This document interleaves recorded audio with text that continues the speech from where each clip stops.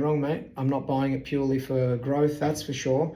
But it was a 650K purchase, 250K reno. I'm all in it for 900 grand, and it brings me $4,000 a week in rental income. Why the fuck are you going to go buy a house?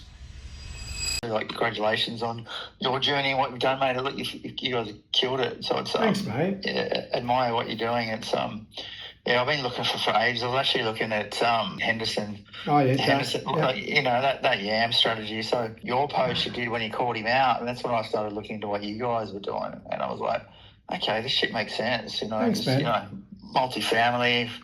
You know, even if you got, you know, like the way I look at it, you know, if I can build with you guys at 80 doors in sort of the next 5 years, even if you're only getting $10 a door increase from rent a year, which is probably going to average out of more than that. And I'm really glad that you've seen the value in what we do. It's like, if I'm buying a property that pays me year 1, what's year 5 look like? What's year 10 look like? And this is, exactly. I guess, the difference between the conventional kind of blue chip investing. How many properties you're going to hold while sacrificing lifestyle to hold these assets.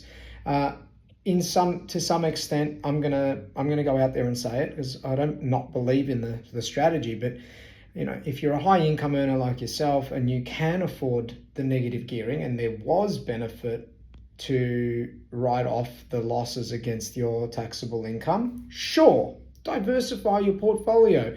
Buy some blue chip assets and then offset the negative loss, perhaps with some positive cash flow assets. Now, yeah, Steve and I, this is the only thing we've ever bought, Brett. This type of property, this asset class. Yeah. It's the multifamily space, risk diversification. I've never had to carry a mortgage on a property solely, if you know what I mean.